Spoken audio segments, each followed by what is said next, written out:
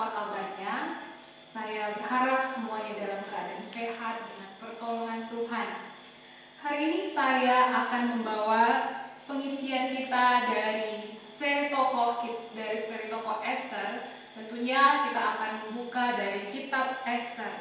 Dan saya berharap firman Tuhan ini akan memberkati kita semua. Namun sebelumnya mari kita meminta pertolongan dari Tuhan, kiranya Roh Kudus yang bekerja di dalam hati kita. Mari kita berdoa. Bapa yang di sorga, kami sungguh bersyukur punya Allah yang tidak jauh dari kami. Kami bersyukur kalau Tuhan mau menjumpai kami, sehingga kami yang dahulu terhilang boleh Tuhan temukan melalui Tuhan Yesus yang datang ke dunia ini menebus kami dari dosa kami, sehingga kami mempunyai hubungan yang kembali dengan Allah, sehingga kami boleh berjalan bersama dengan Allah. Terima kasih ya Bapa, dan saat ini kami mau hidup berjalan dengan-Mu. Namun kami mau mendengar firman-Mu, karena firman-Mu itulah yang akan menerangi perjalanan kami di dunia ini. Biarlah melalui firman-Mu ini yang menegur kami, yang menyatakan kebenaran kepada kami. Biarlah Roh Kudus bekerja di dalam setiap hati kami yang ada di rumah maupun di mana saja. Karena kami tahu kami punya Allah yang tidak terbatas. Terima kasih ya Tuhan. Di dalam nama Tuhan Yesus kami berdoa dan mengucap syukur. Amin. Ya Bapak Ibu Saudara, kitab Ester merupakan kitab yang sangat unik dibandingkan dengan kitab-kitab yang lain. Kenapa unik? Karena di dalam kitab Ester ini tidak ditemukan kata Allah. Nanti Bapak Ibu Saudara bisa selidiki ya, benar nggak ini? Apakah saya memang benar-benar benar atau memang saya yang salah? Tapi yang setelah saya selidiki, nama Allah tidak ada. Nah, namun di dalam kitab Ester ini kita bisa menemukan kata Allah itu atau Allah itu berasal dari ada hal-hal peristiwa yang pembalikan, ada peristiwa perbandingan, ada hiasan, dan peristiwa kebetulan. Dan kitab Ester ini merupakan temanya adalah Purim dan umat Allah.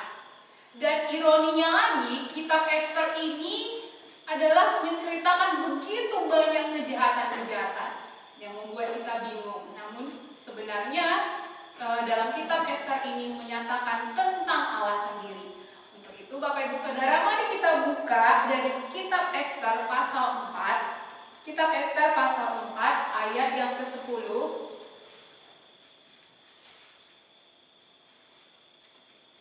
Kitab Ester pasal 4 ayat yang ke-10 sampai Ester pasal 5 ayat 1 sampai 3. Saya ulangi, Ester pasal 4 ayat 10 sampai Ester pasal 5 ayat 1 sampai 3. Kita akan membaca, sebenarnya membahas tentang keseluruhan kitab Ester, namun saya akan membaginya untuk mengurangi waktu. Kalau kita baca semuanya pasti tidak akan banyak waktu kita ya. Nah, mari kita bersama-sama baca di ayat 10, kita baca secara bergantian. Akan tetapi Ester menyuruh Hatach memberitahukan kepada Mordekai. Semua pegawai raja serta penduduk daerah-daerah kerajaan mengetahui bahwa bagi setiap laki-laki atau perempuan yang menghadap raja di pelataran dalam dengan tiada dipanggil, hanya berlaku satu undang-undang, yakni hukuman mati. Hanya orang yang kepadanya raja mengulurkan tongkat emas yang akan tetap hidup. Dan aku selama 30 hari ini tidak dipanggil menghadap raja. Ketika disampaikan orang perkataan Ester itu kepada Mordekai, maka Mordekai menyuruh menyampaikan jawab ini kepada Ester. Jangan kira karena engkau di dalam istana raja, hanya engkau yang akan terluput dari antara semua orang Yahudi. Sebab sekalipun engkau pada saat ini berdiam diri saja, bagi orang Yahudi akan timbul juga pertolongan dan kelepasan dari pihak lain, dan engkau dengan kaum keluargamu akan binasa. Siapa tahu, mungkin justru untuk saat yang seperti ini engkau beroleh kedudukan sebagai ratu. Maka Ester menyuruh menyampaikan jawab ini kepada Mordekai. Pergilah, kumpulkanlah semua orang Yahudi yang terdapat di Susan dan berpuasalah untuk aku. Janganlah makan dan janganlah minum 3 hari lamanya, baik waktu malam, baik waktu siang. Aku serta dayang-dayangku pun akan berpuasa demikian. Dan kemudian aku akan masuk menghadap raja, sungguh pun berlawanan dengan undang-undang. Kalau terpaksa aku mati, biarlah aku mati. Maka pergilah Mordekai dan diperbuatnya lah tepat seperti yang dipesankan Ester kepadanya. Pada hari yang ketiga, Ester mengenakan pakaian ratu. Lalu berdirilah ia di pelataran dalam istana raja, tepat di depan istana raja. Raja bersemayam di atas tahta kerajaan di dalam istana, berhadapan dengan pintu istana itu. Ketika raja melihat Ester sang ratu berdiri di pelataran, berkenanlah raja kepadanya, sehingga raja menurunkan tongkat emas yang di tangannya ke arah Ester, lalu mendekatlah Ester dan menyentuh ujung tongkat itu. Tanya raja kepadanya, "Apa maksudmu, hai Ratu Ester, dan apa keinginanmu? Sampai setengah kerajaan sekalipun akan kuberikan kepadamu." Ya, demikianlah firman Tuhan yang sudah kita baca. Berbahagialah orang yang membaca dan merenungkannya serta melakukannya. Ya, Bapak Ibu Saudara sekalian, ada suatu keadaan di mana orang percaya mengalami suatu krisis yang besar di dalam hidupnya. Ya, orang percaya sendiri mengalami krisis yang sangat besar di dalam hidupnya. Orang Kristen itu mengalami penderitaan demi penderitaan. Seolah-olah ketika dia mengalami penderitaan dan krisis itu tidak ada pertolongan dan jalan keluar di dalam hidupnya. Maka akan muncul pertanyaan-pertanyaan. Mengapa aku begini? Mengapa sakit penyakitku ini tidak sembuh? Mengapa aku mengalami penderitaan yang tidak habis-habisnya? Mengapa usahaku bangkrut? Dan di masa seperti ini mungkin ada, mengapa pandemi COVID-19 ini tidak pernah berakhir? Kapan habisnya? Ataupun juga ada orang yang mengalami penderitaan demi penderitaan, dia bertanya, "Tuhan, mengapa aku terus mengalami penderitaan demi penderitaan?" Maka muncul lagi pertanyaan, mengapa orang yang tidak percaya kepada Tuhan malah lebih baik keadaannya dibandingkan dengan diriku saat ini? Nah, Bapak Ibu Saudara sekalian, pertanyaan-pertanyaan yang ini muncul seolah-olah kita ragu. Kita ragu akan pemeliharaan Tuhan. Semua gelap dan tidak ada pertolongan. Kita rasa kita sendiri. Kita sudah meragukan akan kuasa Allah. Namun sebenarnya Bapak Ibu Saudara sekalian, kita ragu itu oleh karena kita tidak percaya ada tangan Tuhan yang bekerja di luar dari jangkauan kita. Kita tidak percaya bahwa ada kuasa Tuhan yang akan bekerja yang tidak terlihat oleh kasat mata kita. Dia akan bekerja dengan cara yang berbeda. Dengan cara yang berbeda. Nah, di dalam firman Tuhan ini, bangsa Israel berada di dalam masa-masa yang gelap. Bangsa Israel adalah umat Tuhan. Mereka mengalami penderitaan demi penderitaan. Namun di balik ini semua juga ada tangan yang tak terlihat yang bekerja kepada umatnya dengan cara yang berbeda, yang tidak masuk akal. Lalu mari kita lihat bagaimana cara Allah itu menyelamatkan, memelihara bangsa Israel ini. Yang pertama, kita lihat melalui hidup Ester. Hidup Ester yang diangkat menjadi ratu di Persia. Dan hal ini kita bisa baca dari pasal 1 dan pasal 2. Nah, tidak mungkin kita baca semuanya ya. Untuk itu kita baca sedikit saja pasal 2 ayat 15 sampai 17. Ester pasal 2 ayat 15 sampai 17. Kita baca kembali secara bergantian. Pasal 2 ayat 15 sampai 17. Ketika Ester anak Abihail, yakni saudara ayah Mordekai yang mengangkat Ester sebagai anak, mendapat giliran untuk masuk menghadap raja, maka ia tidak menghendaki sesuatu apapun selain daripada yang dianjurkan oleh Hegai, sida-sida raja penjaga para perempuan. Maka Ester dapat menimbulkan kasih sayang yang pada semua orang yang melihat dia. Demikianlah Ester dibawa masuk menghadap Raja Ahasuerus ke dalam istananya pada bulan yang ke-10, yakni bulan Tebet, pada tahun yang ke-7 dalam pemerintahan Baginda. Maka Ester dikasihi oleh Baginda lebih daripada semua perempuan lain, dan ia beroleh kasih sayang dan kasih Baginda lebih daripada semua anak darah lain, sehingga Baginda mengenakan mahkota kerajaan di atas kepalanya dan mengangkat dia menjadi ratu ganti pasti. Nah, Bapak Ibu Saudara sekalian, Ester ini adalah orang Yahudi yang hidup di dalam pengasingan setelah pembuangan pada masa pemerintahan Ahasuerus. Dan itu sekitar tahun 485 sampai 465 sebelum kedatangan Tuhan. Jadi masa ini juga berhubungan dengan peristiwa-peristiwa bangsa Israel membangun kembali bait suci. Jadi pada saat itu di mana Ester berada, bangsa Israel berada di bawah kerajaan Persia. Jadi setelah masa pembuangan pada saat itu ada orang yang kembali ke Yerusalem. Namun ada sebagian besar yang tinggal di Persia dan itu dipimpin oleh Raja Ahasuerus. Dan disitulah Ester tinggal.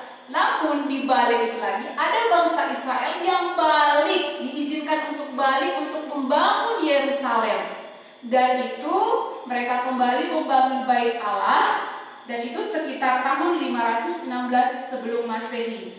Dan pada masa itu juga ada kejadian bahwa bangsa Israel kembali ke Yerusalem di bawah Ezra. Nanti kalau kita baca kitab Ezra akan menemukannya, yaitu pada tahun 458 sebelum Masehi. Jadi bangsa Israel dulu di masa pembuangan ada yang balik ke Yerusalem, namun ada di dalam pembuangan pada saat itu dan dipimpin oleh Raja Persia yang menduduki kekuasaan setelah Raja Nebukadnezar. Dan sekarang bangsa Israel dan Ester berada di Persia di bawah pemerintahan Raja Ahasuerus. Nah, Bapak Ibu Saudara sekalian, bangsa Israel yang hidup di dalam kerajaan Persia ini, mereka hidup terus berkembang besar. Makin lama makin bertumbuh, makin lama makin bertumbuh. Karena Allah memberkati bangsa ini. Namun dengan banyaknya bangsa Israel ini, Ratu Ester bersama dengan Mordekai bersama-sama bertumbuh. Dan Ester sendiri merupakan anak yatim piatu yang tidak mempunyai bapak dan ibu, dan dia mempunyai sepupu Mordekai. Mereka hidup dan bertumbuh. Kalau kita lihat Ester, nama lainnya adalah Hadasa. Nah, kalau kita lihat di pasal 1 dan pasal 2, dia itu adalah seorang yang elok perawakannya, cantik parasnya, dan menyukakan banyak orang di kerajaan, terutama Raja Ahasuerus. Namun bukan secara kebetulan Ester diangkat menjadi ratu. Karena hal itu tidak mungkin orang Yahudi bisa menjadi ratu di kerajaan Persia. Karena orang Yahudi adalah seharusnya menjadi budak. Orang yang tidak mungkin menjadi hidup di dalam kerajaan Persia, tidak mungkin. Namun kita bisa melihat di sini bahwa Ester, orang Yahudi, bisa menjadi ratu, hal yang mustahil. Dan kalaupun itu ketahuan, mungkin nyawanya akan terancam.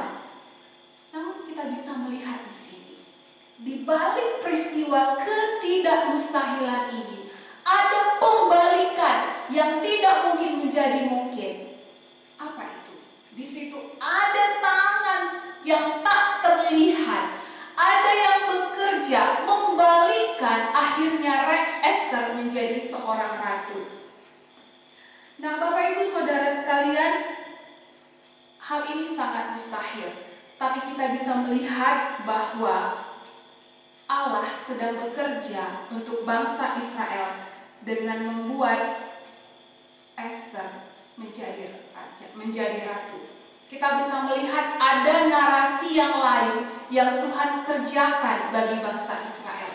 Pada saat itu juga Ratu Wasti menolak permintaan Raja Ahasuerus yang untuk datang menjumpai dia bersama dengan para raja-raja yang lain, diundang untuk datang. Namun dia menolak. Dia membuat hatinya tegar untuk tidak datang.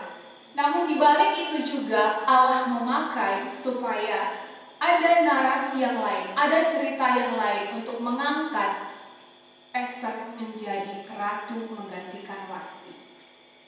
Bapak Ibu Saudara sekalian, karena kejadian itu Raja Ahasuerus menjadi marah dan dia mengumumkan bahwa Ratu Wasti tidak akan menjadi lagi ratu, dan dia akan mengumumkan untuk mencari ratu yang menggantikan Ratu Wasti. Maka seluruh orang-orang di Persia, seluruh wanita-wanita Persia akan dikumpulkan untuk diundi untuk akan dijadikan ratu, dan diadakanlah ajang kecantikan untuk memilih ratu Persia. Kalau kita bisa pikirkan atau renungkan, ini gimana ya? Ini seperti mungkin proses pemilihan ratu kecantikan. Kalau sekarang mungkin jadi Miss Universe gitu ya, Miss World atau Putri Indonesia. Dan di dalam pemilihan seperti itu ada proses yang tidak cepat. Akan ada proses demi proses yang dilalui oleh orang-orang yang mengikuti Miss Indonesia ataupun Miss Universe. Ada hal syarat-syarat yang harus mereka kerjakan, ada tahap-tahap yang harus mereka lakukan. Nah, kalau kita lihat pada saat itu juga di pasal kedua, orang-orang yang akan menggantikan Ratu Esther juga mengalami proses demi proses. Dan kita bisa melihat bahwa proses yang mereka lakukan itu selama 2 tahun. Selama 2 tahunlah para wanita itu dikumpulkan dan harus mengalami proses yang jangka panjang. Satu-satu datang ke hadapan Raja Ahasuerus, menunjukkan dirinya, menunjukkan penampilannya, menunjukkan kecantikannya. Pasti pada saat itu cantik-cantik sekali, dan mungkin untuk menarik hati Raja Ahasuerus. Namun di balik wanita yang begitu banyak, Allah bekerja di dalam hidup Esther. Maka ketika dia berjalan, ketika dia bertindak, menimbulkan kasih sayang bukan hanya bagi raja, tapi seluruh istana. Kalau kita mendengar hal ini, tentunya kita mengingat kisah dari Yusuf. Yusuf juga di Mesir juga mendapatkan kasih sayang dari orang di Mesir. Lalu kita lihat dulu Daniel, Sadrak, Mesak, dan Abednego. Mereka juga mendapatkan kasih sayang dari para orang yang ada di Babel pada saat itu.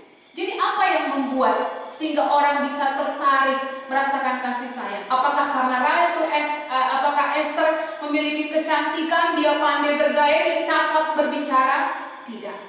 Di sini terlihat ada tangan yang tidak terlihat bekerja di dalam hidup Esther, sehingga melalui hidupnya, melalui di dalam dirinya, menarik hati Raja Ahasuerus dan semua orang di dalam kerajaan, membuat dia terpilih menjadi ratu menggantikan Esther. Nah, inilah cara Tuhan yang pertama, ajaib. Cara Tuhan ajaib dan berbeda, di mana Esther harus menjadi seorang ratu menggantikan Ratu Wasti.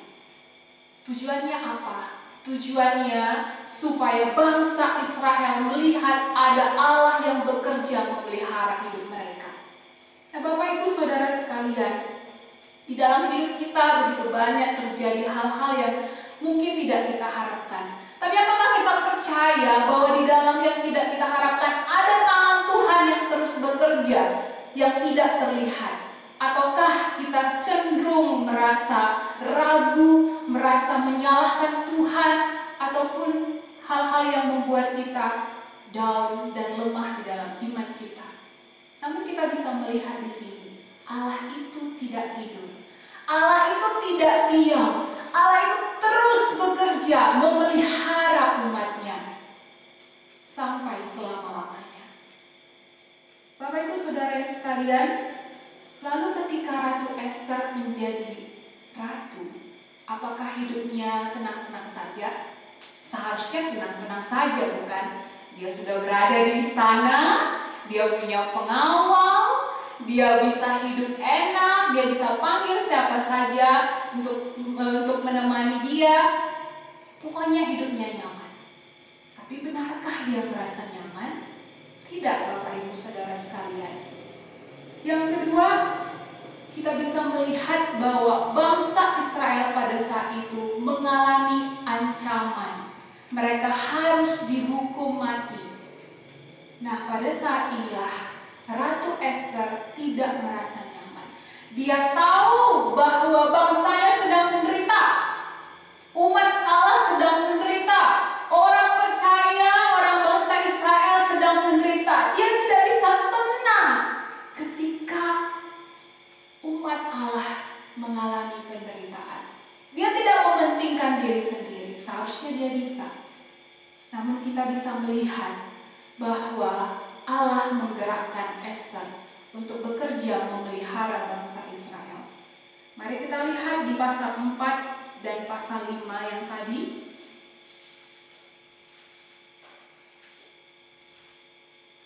Pasal 4 dan pasal 5 yang sudah kita baca, itu merupakan pusat dari kitab ini. Disinilah terjadi ketegangan antara bangsa Israel. Disinilah permasalahan terjadi. Namun di sini kita bisa melihat ada tangan Allah yang bekerja. Inilah merupakan pusat dari kitab Ester. Pada saat itu nasib bangsa Israel terancam setelah Haman berhasil menghasut Raja Ahasuerus untuk memantraikan surat berisi membinasakan semua bangsa Yahudi yang berada di Persia pada saat itu. Bayangkan kalau bangsa Israel dimusnahkan, berarti umat Tuhan musnah, berarti nama Tuhan juga akan menjadi tidak dimuliakan. Bangsa Israel membawa nama Tuhan, dan sekarang bangsa Israel terancam. Nah, Bapak Ibu Saudara sekalian, peristiwa ini terjadi karena kebencian dari Haman sendiri kepada Mordekai.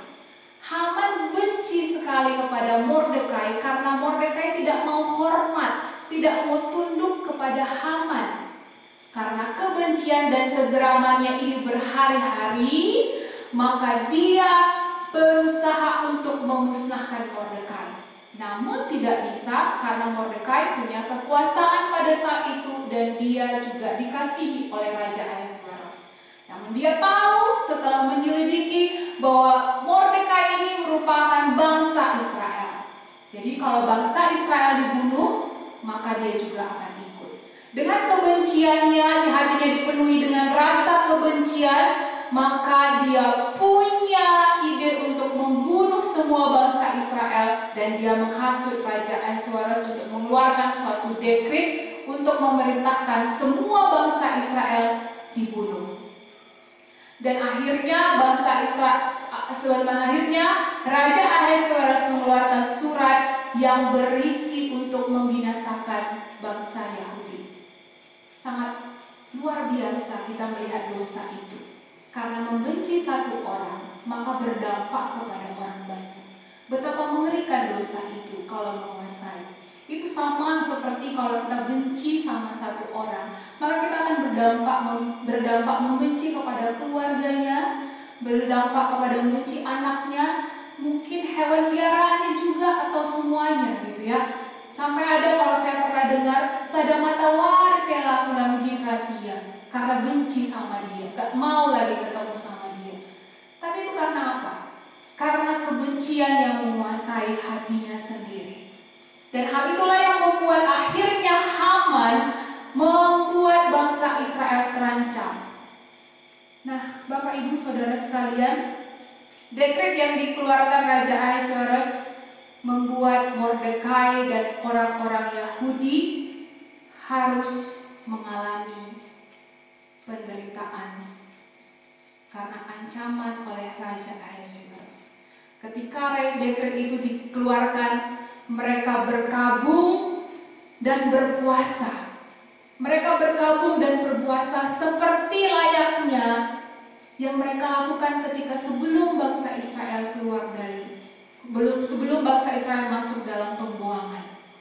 Rasa berkabung dan berpuasa ini menunjukkan bahwa mereka mengharapkan pertolongan dari Allah mereka, pertolongan dari Allah bangsa Israel, pertolongan kepada Allah yang disembah oleh Allah Abraham, Allah Yakub.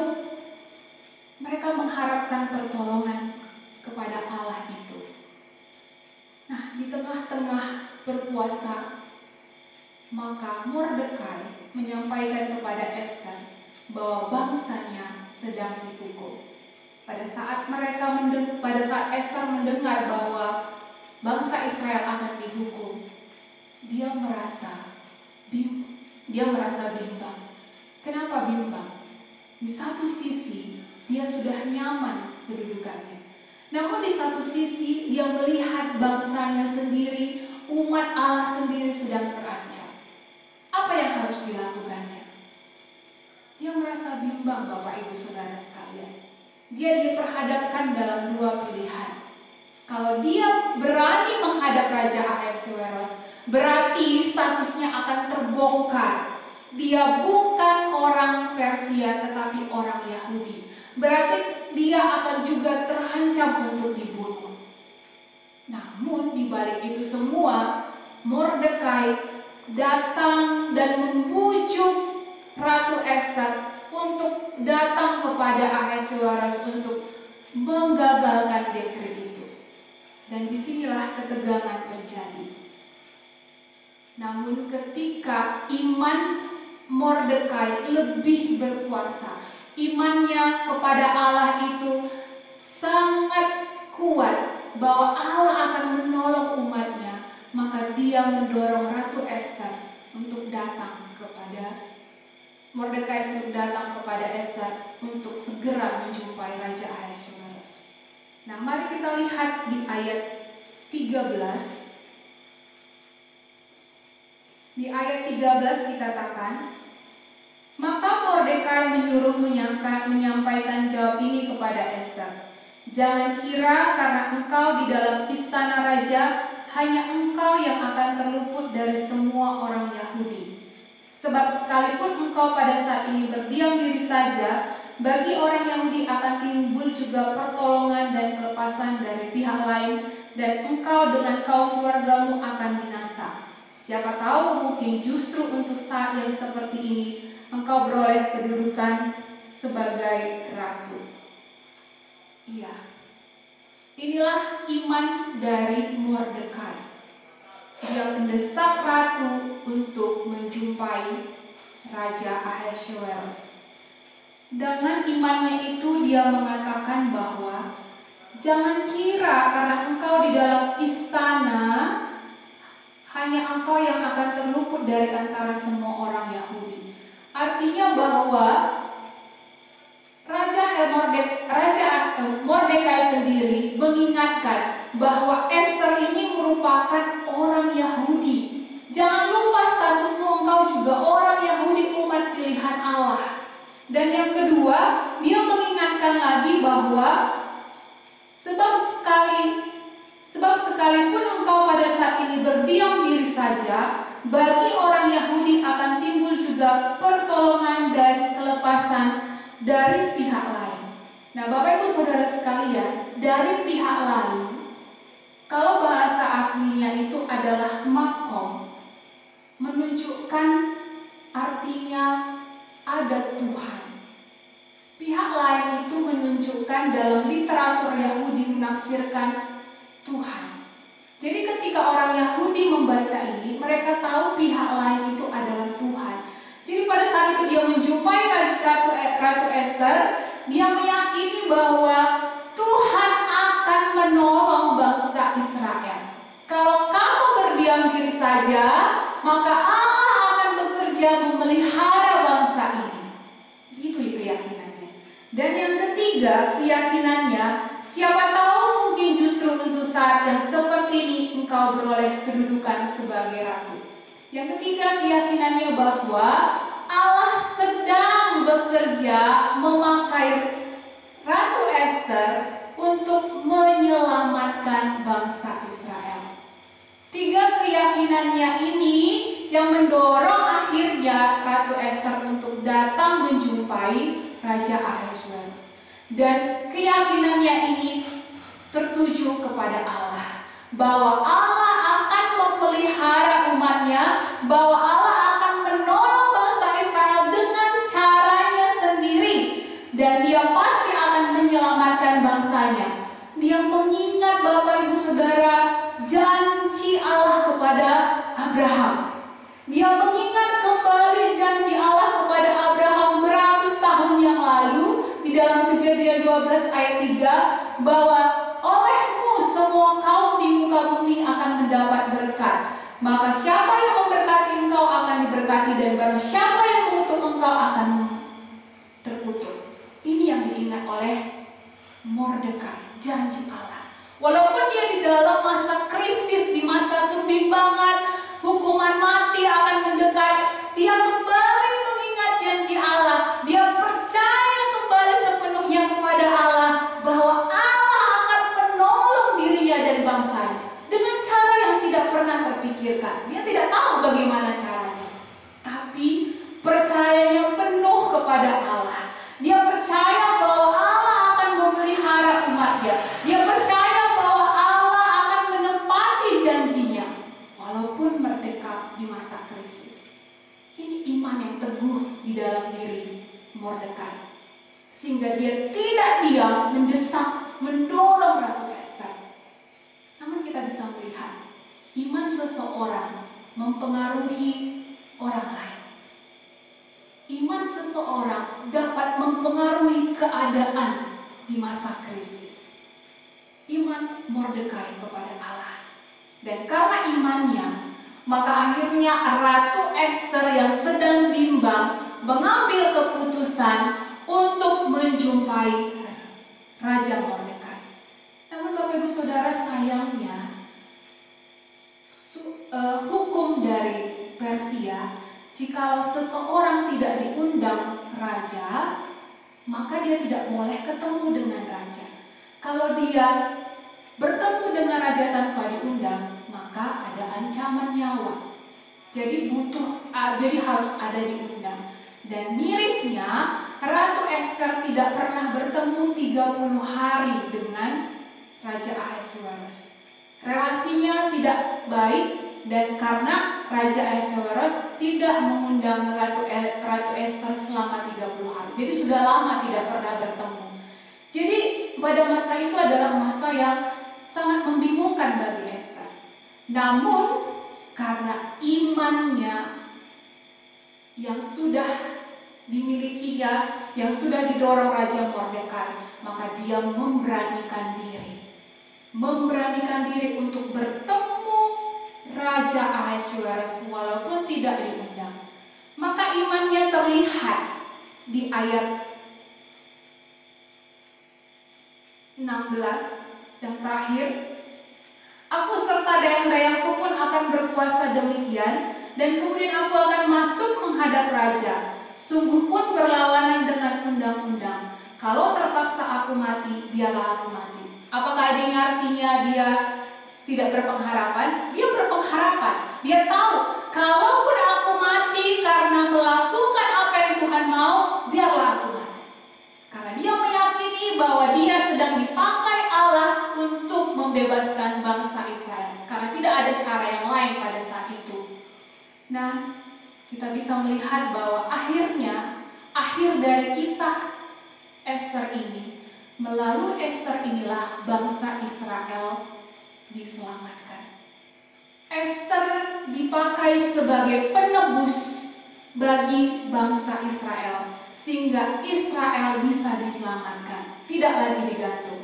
Dia berani mempertaruhkan nyawanya untuk menjumpai Raja Ahasuerus. Dan kita bisa melihat akhir dari kisah ini adalah bangsa Israel diselamatkan. Bapak Ibu Saudara sekalian, kalau kita bisa melihat bahwa Ester merupakan tipologi dari Yesus. Apa tipologi? Tipologi itu adalah peristiwa di mana perjanjian lama itu dikaitkan dengan suatu pribadi di dalam perjanjian baru dan identik dengan Tuhan Yesus. Kalau kita bisa melihat bahwa Allah bekerja memelihara umatnya bangsa Israel melalui Ratu Ester yang menjadi penebus bagi bangsa Israel, maka kita bisa melihat bahwa kita juga punya penebus yang menebus kita dari hukuman dosa, dari hukuman maut, yang menebus kita melalui kematiannya di kayu salib. Allah memelihara orang percaya, Allah memelihara manusia untuk bisa lepas dari dosa melalui penebusan Yesus Kristus di kayu salib. Sehingga orang yang berdosa itu diselamatkan dan memperoleh janji-janji yang kekal sampai kehidupan yang kekal. Dan janji pemeliharaan itu sampai selama-lamanya. Tidak ada batasnya. Baik di masa susah, baik di masa senang, semua pemeliharaan Tuhan ada sampai kepada hidup yang kekal. Nah, bagian kita, apakah kita tetap mau percaya kepada Tuhan ataupun tidak? Bahwa Allah sudah memberikan Yesus Kristus sebagai penebus bagi dosa-dosa kita. Nah, sekarang Bapak Ibu Saudara sekalian, kita yang sudah percaya kepada Tuhan, kita yang sudah ditebus oleh Allah melalui kematiannya di kayu salib, kita sekarang sudah mendapatkan jaminan keselamatan, kita sudah mendapatkan janji-janji pemeliharaan hidup yang kekal. Dia tidak akan pernah meninggalkan kita. Namun kita sendiri yang selalu meninggalkan Tuhan, kita sendiri yang merasa ragu kepada Tuhan, dan keraguan itu muncul di tengah-tengah masa di mana kita menderita, di mana masa atau waktu atau situasi yang tidak baik. Ketika keadaan tidak baik, kita sering sekali meragukan Tuhan. Kita sering meragukan pemeliharaan Tuhan. Dan akhirnya hati kita tidak lagi condong kepada Allah. Kita melupakan janji-janji Allah. Yang kita pikirkan adalah diri kita dan permasalahan kita. Namun sebenarnya Allah itu tidak diam. Allah itu terus bekerja. Janji Allah untuk memelihara umatnya akan terus ada. Walaupun kita tidak melihat, walaupun kita tidak mendengar pekerjaan Tuhan, namun Allah akan terus bekerja memelihara umatnya sampai kepada hidup yang kekal. Inilah janji Allah kepada umatnya. Inilah janji Allah kepada orang yang percaya kepadanya. Dan bagaimanakah posisi kita? Apakah kita tetap meragukan Allah? Ketika kita meragukan Allah, pada saat itu juga kita sedang berhenti berjalan bersama dengan Allah. Ketika kita melihat persoalan kita dan cenderung ke dalam permasalahan kita, disitulah kita tidak bisa melihat pekerjaan Tuhan. Namun kita harus bisa mengerti bahwa Allah bisa bekerja dengan cara yang berbeda di luar pemikiran kita. Nah, Bapak Ibu Saudara sekalian, Allah ingin supaya kita orang percaya tetap berpengharapan kepadanya di masa-masa krisis dan di masa-masa penderitaan. Karena apa? Karena Allah yang disembah oleh bangsa Israel pada saat itu adalah Allah yang sama. Allah yang mungkin tidak terlihat, Allah yang mungkin tidak bisa kita pikirkan, kita jangkau dengan pikiran kita, namun Allah yang tetap bekerja memelihara umatnya. Maka bagian kita apa? Bagian kita tetap percaya, berpengharapan teguh kepadanya, dan bagian kita adalah tetap menyaksikan Allah di tengah-tengah penderitaan dan di tengah-tengah hidup kita yang tidak ideal ini. Di masa COVID-19 ini, Allah juga bekerja memelihara umatnya dengan cara yang berbeda. yang tidak terpikirkan oleh kita. Namun kita mau berpengharapan kepada siapa? Namun mata kita mau tertuju kepada siapa? Apakah kita tertuju kepada diri sendiri, permasalahan, atau kepada Tuhan? Yang Tuhan minta kepada kita adalah tetap percaya kepadanya. Lakukan apa yang Tuhan inginkan. Tetap bekerja melakukan apa yang Tuhan inginkan. Dan tetap menyaksikan kemuliaan Tuhan di mana kita berada. Nah, Bapak Ibu Saudara sekalian, saya mau menyaksikan diri saya sendiri bagaimana di tengah masa COVID-19 ini dan juga masa di mana saya juga harus mengalami kecelakaan. Namun pada saat itu saya berpikir, adakah Allah seperti itu? Saya down. Tapi dengan tangan Tuhan saya diingatkan kembali bahwa ada Allah. Saya berada di Malang, terpisah dengan orang-orang percaya, terpisah dengan keluarga sendiri, diisolasi dan tidak bisa berjalan, dan hanya bisa tidur, makan, tidur, makan, tidur, makan. Hal yang tidak mengenakkan kalau makan, tidur saja. Kalau sekali dua kali nggak apa-apa ya, tapi kalau terus seperti itu kayaknya tidak enak, keadaan yang tidak enak. Dan harus pergi ke rumah sakit, harus periksa atau bagaimana, dan tidak bersama dengan orang yang dekat dengan kita. Nah, Bapak Ibu Saudara sekalian, saya merasa bahwa saya sendiri. Namun ada firman Tuhan di dalam Matius pasal 6 yang mengatakan Bapamu tahu apa yang kau perlukan. Artinya aku punya Bapa yang tetap ada menyertai aku. Itulah yang menguatkan diriku, sehingga aku kembali percaya kepadanya, dan sampai saat ini dia memelihara hidup saya sendiri, sehingga saya bisa kembali ke Medan, bisa kembali bersekutu dengan orang percaya, dan yang selama ini hanya bisa tidur, sekarang bisa berdiri seperti ini karena apa? Karena pemeliharaan Tuhan. Perjalanan dari Malang ke Medan dalam keadaan aman sendiri itu karena Tuhan. Walaupun tidak terlihat, namun saya percaya ada tangan Tuhan yang bekerja yang tidak terlihat memelihara saya selama saya mengalami sakit penyakit dan melalui masa COVID-19 ini. Dan saya rasa Bapak Ibu Saudara sekalian, orang-orang yang sudah ditebus dan dipilih Allah, kita tidak berbeda. Kita sama-sama berharga di mata Allah. Kita sama punya Allah yang sangat mengasihi kita, yang akan memelihara hidup kita. Saya tidak tahu apa pergumulan Bapak Ibu Saudara sekalian. Kalau Bapak Ibu Saudara sekalian saat ini merasa bahwa Tuhan jauh, Bapak Ibu Saudara merasa ragu ataupun sedang jauh dari Tuhan, mari bangkit Bapak Ibu Saudara. Ada Allah. Allah bangsa Israel adalah Allah yang sama, yang akan memelihara kita baik di masa penderitaan. Tuhan punya treatmentnya sendiri kepada setiap orang untuk membawa orang percaya bertumbuh mengenal Dia. Tinggal bagian kita. Apakah kita tetap percaya seperti Mordekai yang tetap percaya dan beriman kepada Allah bangsa Israel walaupun pada saat itu masa genting. Saya tidak tahu permasalahan Bapak Ibu Saudara, dan tidak ada satupun orang yang bisa menolong kita. Namun kita punya Allah yang tidak terbatas. Kita punya Allah yang kekal, Allah yang sudah mengasihi kita, yang sudah mati di kayu salib menebus dosa kita. Itu jauh lebih berharga daripada apapun. Permasalahan yang paling besar adalah dosa kita sudah diselesaikan, apalagi permasalahan yang kecil ini.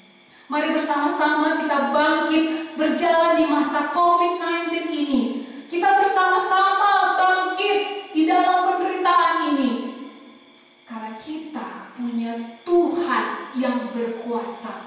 Tangannya tak terlihat, namun mampu bekerja memelihara kita dengan cara yang berbeda. Dengan cara yang di luar dari pemikiran kita. Sekarang maukah kita percaya kepadanya? Walaupun hal itu mustahil. Dan saya harap kita sama-sama percaya, berjalan, bertumbuh bersama dengan Dia. Amin. Mari kita berdoa.